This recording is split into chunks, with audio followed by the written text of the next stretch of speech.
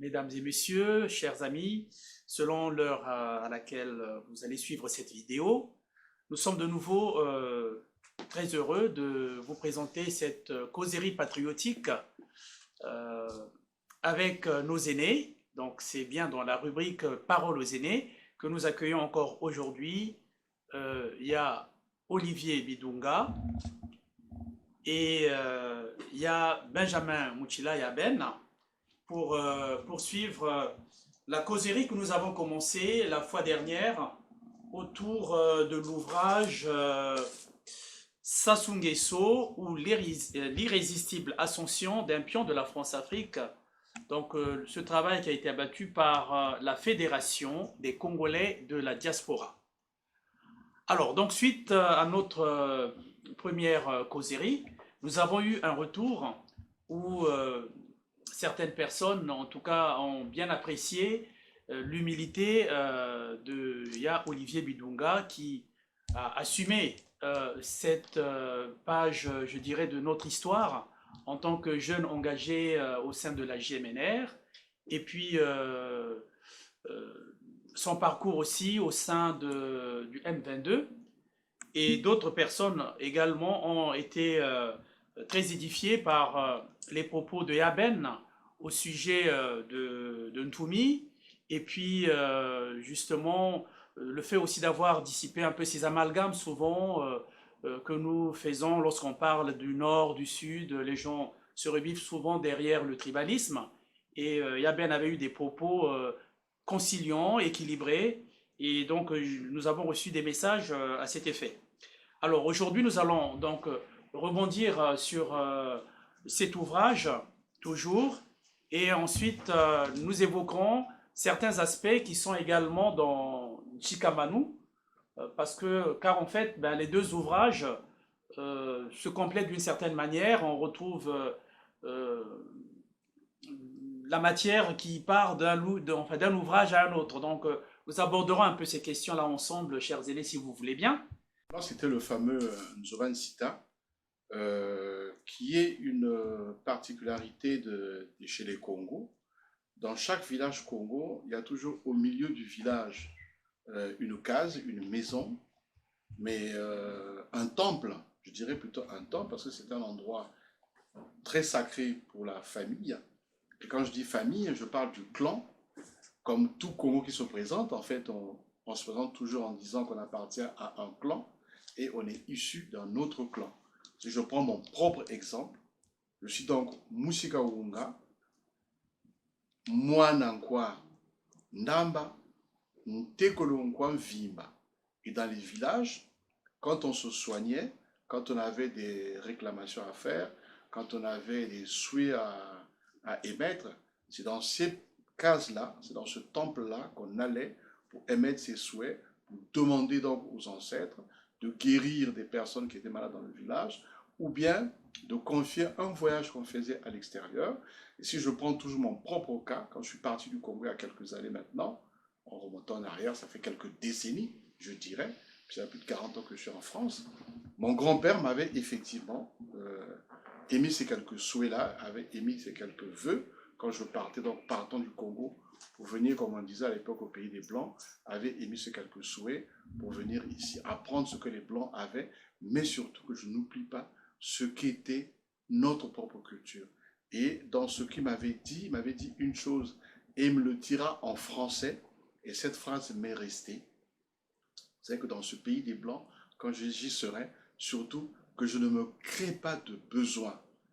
Et cette phrase, si chacun la médite et rentre dans sa profondeur, il comprendra ce que voulait dire ce grand-père-là. Moi, je l'ai compris beaucoup plus tard, parce que j'étais très jeune à l'époque. Hein. J'étais adolescent, aujourd'hui je suis un grand-père. Et c'est en devenant papa, quand j'ai eu mes enfants, j'ai compris ce que voulait dire cette phrase-là. Donc, ce Nzoban Sita-là, effectivement, c'est une maison extrêmement importante chez nous, dans tous les villages qu'on retrouve. C'est vraiment le temple, le sanctuaire de chaque clan, de chaque grande famille chez nous. Or, qu'est-ce qui s'est passé chez nous quand on a fait ces différentes guerres contre les civils?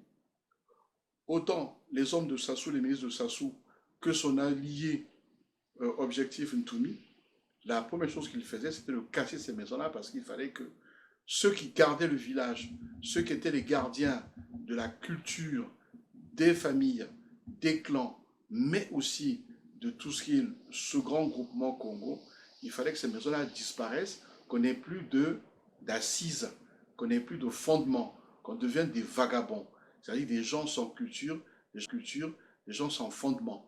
Donc voilà ce que cette maison-là, donc ce Nzoban Sitala, représente pour chaque Congo. Et même quand on va à l'étranger, on a toujours dans sa propre maison ce Nzoban Sitala, puisque une chose que fait chaque Congo quand il y a une grande cérémonie, c'est de verser du vin à terre, donc c'est-à-dire appeler ses ancêtres, appeler ses mânes pour qu'ils le gardent dans tout le chemin qu'il va faire, pour qu'il accompagne partout où il va aller et qu'il accompagne dans tous les actes qu'il va poser dans toute sa vie. Donc c'est pourquoi ce Nzoban Sita chez nous est extrêmement important.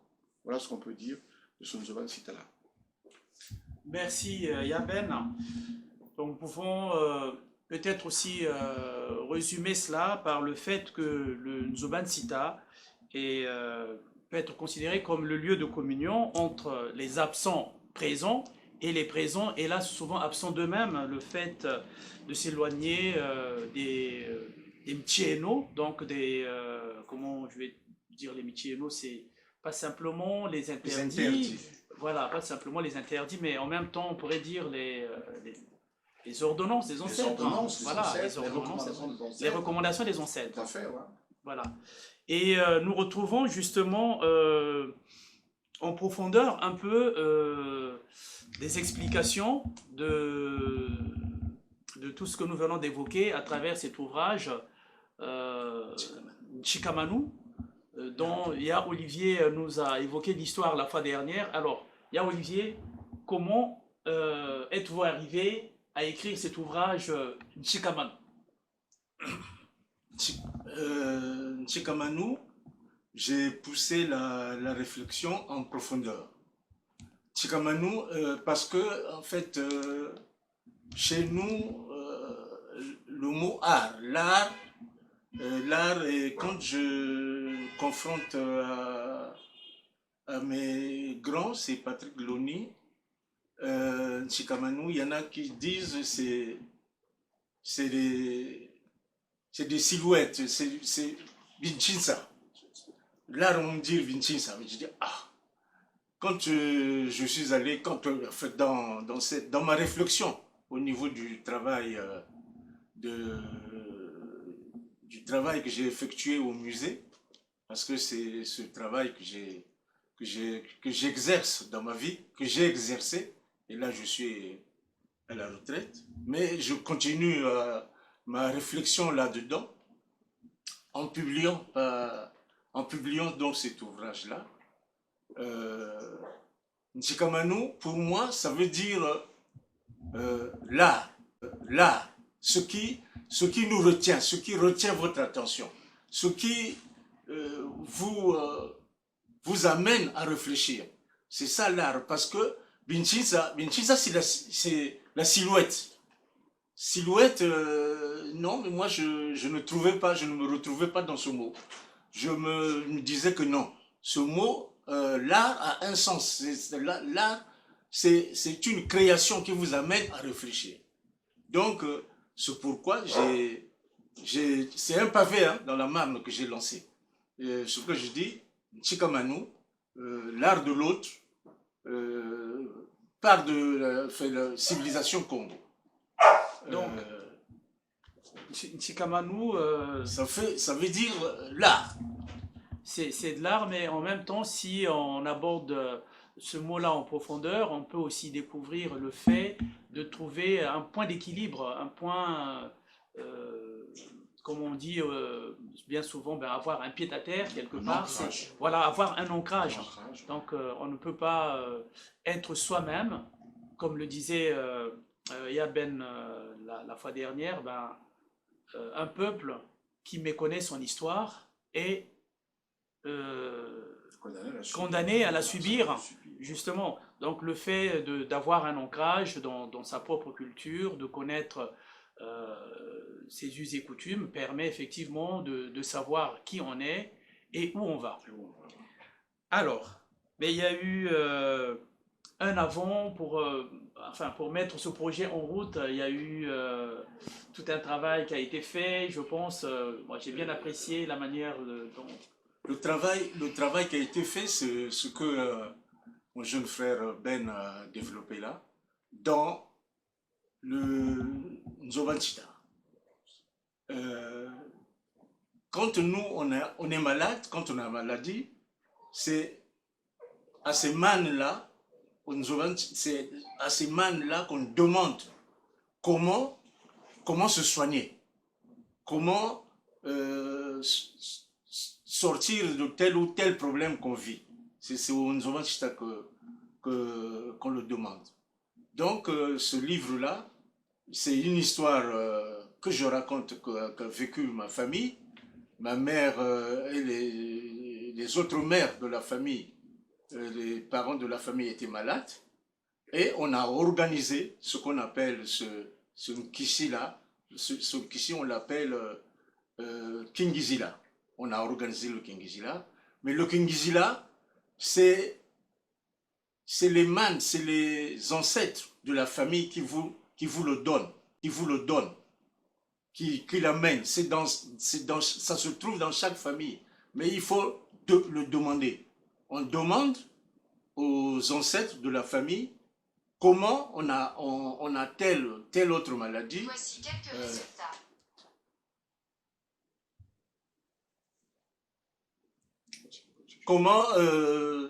Comment faire pour se soigner. Alors, donc, on a dans notre famille Bishin Tsembo, nous sommes d'une Tsembo, donc on a organisé ce Kishi-là en Gampiema. Et j'étais à l'époque très jeune, je commençais à travailler parce que ce Kishi-là, quand on l'organise, il est très, très onéreux. Ça coûte beaucoup d'argent parce que les membres, ceux qui vont aller, les adeptes, ceux qui seront dans le Kungizila, seront privés de travailler pendant toute l'année. Et toute l'année, comme ils ne travaillent plus, c'est les Lunda. Les Lunda, c'est les beaux-fils, c'est les gendres. Donc, c'est les gendres qui vont nourrir ceux qui sont dans le Kissi. Donc, les femmes qui sont mariées, c'est leurs maris qui vont les nourrir. Qui vont nourrir presque la famille qui est en sorte paralysée parce que tout le monde ne vit à travers ce fétiche-là. Ces gens-là qui sont dans le fétiche et ils sont pris au bon soin. Je ne veux pas aller jusque-là, sinon les gens ne liront pas le livre. Il faut qu'ils aillent trouver les détails dans le livre. Voilà, le livre est là. Voilà pour le moment ce qu'on peut dire de... Le Nzovanchita nous apporte, c'est à eux, c'est dans ce Nzovanchita-là, dans ce temple-là qu'on demande tout. Et ce qui est donné dans le Kishi nous oriente vers la forêt. Pas seulement dans le mysticisme où on va seulement demander de l'eau. Donc, quand tu es Nganga dans le Nzovanchita, où il y a les autres Nganga, on va dans la forêt. La forêt, on fait des décoctions des arbres qu'on peut trouver, des feuilles qu'on peut trouver, et beaucoup d'autres choses. Et cela, si la recherche nous conduit vers là, et ça sera, on va agrandir notre pharmacopée. Et il y a beaucoup de pays. Et en parlant de la forêt, pour compléter ce que disait Olivier, c'est que quand le Nzovanchita nous oriente vers la forêt, c'est pas seulement le mot forêt tel qu'on le dit, mais c'est forêt qui également pourvoyeuse non pas seulement de médicaments dans toute la pharmacopée. Il faut se rappeler qu'en France, dans tous les pays occidentaux, tous les médicaments viennent de plantes médicinales et qui viennent beaucoup de nos pays. Il y a actuellement par exemple, un pays qui est le Costa Rica, qui est en train d'en faire un sanctuaire et qui interdit de sortir les plantes médicinales de leur propre pays. Parce que la forêt est pourvoyeuse de tout ce qui est soins, médicaments pour les populations. La forêt est aussi pourvoyeuse d'alimentation. La forêt est pourvoyeuse aussi d'autres denrées qui vont permettre à toute une population, à tout un clan de vivre. C'est pour ça que chez nous, il y avait non seulement le Nzoban Sita au village, mais il y avait aussi des parties de forêt qui étaient sacrées, dans lesquelles on ne rentrait jamais. Et quand on réfléchit d'une manière occidentale, on s'aperçoit que les anciens avaient cette intelligence qui était extraordinaire, que les occidentaux commencent seulement aujourd'hui à expérimenter. Parce que dans ces forêts-là, il y avait quoi? Les fameuses forêts sanctuaires. C'est là où les animaux allaient se repeupler. Donc c'est là où les bébés se refaisaient. C'est là où les plantes reprenaient, les plantes qui pouvaient disparaître dans d'autres endroits, pouvaient également se reprendre aussi. Puisque les animaux, quand ils repartaient dans ces parties-là qui étaient sacrées, avec leurs crottes, ils ramenaient des graines, les plantes se repeuplaient en quelque sorte, et ensuite avec le vent, les graines étaient redisséminées ailleurs, et donc les forêts se refaisaient toutes seules. Donc ce qui veut dire que en allant vers la forêt, c'est pas seulement ce geste physique d'aller vers la forêt, mais en allant vers la forêt, c'est un geste qui est extrêmement profond et très, je dirais, très culturel et également très riche, puisqu'on y acquiert énormément de choses. C'est pourquoi chez nous, par exemple, quand on sort, quelqu'un partait d'un village, dans un autre village, on lui confiait une plante qu'on appelle chez nous le sangavoul, qui montre bien qu'on était ancré à la terre. Et c'est le souhait de le Sangavoulou, c'est pour vraiment vous souhaiter la bonne chance, en fait. La meilleure chance. La bénédiction. C'est une bénédiction. Mais en écoutant Yaben tout à l'heure, justement en parlant de cette notion de faire régénérer la nature, etc., ça me fait penser à justement un peu cette notion donc de la mise en jachère en quelque sorte. Nos ancêtres l'appelaient Kibila. Donc on interdisait, on prononçait une ordonnance qui interdisait à la population de ne pas aller en forêt pendant X temps ou de ne pas pratiquer la pêche au barrage dans un tel lac ou bien dans tel étang, de façon que les poissons puissent régénérer, etc. Et donc voilà, donc lorsque nous parlons un peu, enfin lorsque nous percevons cette douleur d'avoir détruit les Nzoban Sita pendant ces événements de 98, ce n'est donc pas anodin. Parce qu'il y a toute une culture qui est détruite à travers les Nzoban Sita, telle que Ntumi l'a fait au Poul dans les années 98. Et là, malheureusement, depuis hier soir, on entend encore parler des événements qui se passent à Linzolo. Alors, on ne sait pas trop comment un peuple, une population, et surtout la jeunesse, ne peut-elle pas prendre des distances face à des personnages comme ça qui viennent pour détruire votre patrimoine culturel? Mais pire, c'est que non seulement il détruit un patrimoine culturel, mais il amène les gens à devenir des vagabonds, il amène les gens à ne pas avoir d'assises, il amène les gens à ne pas avoir de connaissances. Parce que le Nzoban Sita, c'était aussi la maison de la connaissance. Puisque quand on sortait du Nzoban Sita, on t'avait appris énormément. Non seulement de la forêt, tu connaissais la forêt. Moi, il m'arrive souvent, quand j'ai fait mes études ici, quand on allait dans les forêts ici, dans les paysages ici, parce que j'ai beaucoup, je dirais, bourlingué dans mes études, ayant fait des études de naturaliste, donc j'ai été amené à aller dans beaucoup de pays, comme je connais par exemple tout le pays toulousain, le pays montpellierin, tous ces départements qui partent de Toulouse jusqu'à Montpellier, je les connais très très bien, mais il y a des connaissances que j'y avais acquises chez moi à partir de Nzoban Sita. Même si je suis né à Brazzaville, j'ai grandi à Brazzaville, mais mon père nous amenait toutes les vacances au village parce qu'il fallait qu'on apprenne ce qui était important dans les villages, et c'est à partir de ce Nzoban Sita-là. Les Blancs avec qui j'ai été ou à l'université, ou ceux qui m'enseignaient, ont tous été surpris des connaissances que je pouvais avoir du paysage ou des us et coutumes dans les différents pays. Et souvent, quand on est dans certains villages, quand on allait camper, parce que dans mes études, j'ai beaucoup campé, j'ai beaucoup campé, j'ai beaucoup vécu dans certains villages, les anciens étaient toujours surpris des connaissances que je pouvais avoir, qui pourtant n'étaient pas énormes, étaient vraiment, je dirais, très petites, parce que la connaissance, il faut savoir que elle se cultive toute la vie, elle se complète toute la vie. C'est pour ça que le Nzoban Sita avait ce rôle important de transmission de la connaissance, et qui se fait toujours, tout le temps, à vie, même quand on est très vieux, on apprend aussi des jeunes. Moi, j'apprenais beaucoup de mon grand-père qui me disait, mais dis-moi ce que tu sais parce que tu vas aussi m'apprendre beaucoup de choses.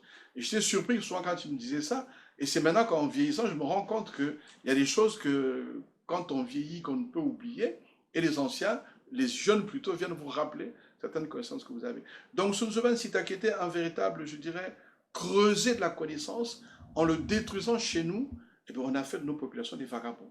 Donc des gens qui ne peuvent plus apprendre, des gens qui ne savent plus apprendre, des gens qui n'ont plus le mécanisme d'apprendre, des gens qui n'ont plus ce réflexe-là de transmission à d'autres, et les gens deviennent, comme on dit en lari, mariembo, c'est-à-dire extrêmement orgueilleux. Moi je sais, vous ne savez pas, je peux vous écraser. Alors que chez nous, la tradition de Nzoban Sita, c'était la transmission des connaissances des anciennes générations aux jeunes générations, mais aussi des jeunes générations vers les anciens. Alors, c'est vraiment, je dirais même sans transition, que nous retombons sur Sassou Nguesso ou l'irrésistible d'un pion de la France-Afrique. Ascension. Pardon, je ne sais pas trop pourquoi je me mêle les pinceaux là. C'est Sassou Nguesso ou l'irrésistible ascension d'un pion de la France-Afrique. Voilà, donc un ouvrage écrit et publié par la Fédération des Congolais de la diaspora. Nous étions partis de ce livre parce que ce livre raconte aussi toutes les tragédies que nous avons connues, pas simplement ce que le Poul connaît, avec justement la destruction du patrimoine culturel, mais aussi tout ce qui va avec la déstabilisation du pays et le phénomène auquel nous assistons, c'est cette déstabilisation répétée qui se produit, hélas, souvent dans la région du Poula, même si c'est vrai que le Niari, la Bouenza et d'autres régions ont été frappées aussi par les faits qui sont dénoncés à travers cet ouvrage. Moi, je rebondirai plus sur un autre aspect qui est évoqué dans cet ouvrage, celui de l'obumitrie. Parce que c'est l'obumitrie, en fait, qui semble être un peu la charnière, la matière pensante de toute cette déstabilisation, de tous ces désordres politiques que nous connaissons au pays. Nous en avons un peu parlé la fois dernière, mais notre enregistrement n'était pas réussi, donc on est obligé de revenir un peu sur cet aspect. Je pense que c'est Onge Diawara qui a, comment dirais-je, Théorisé. voilà, qui a théorisé un peu, qui a théorisé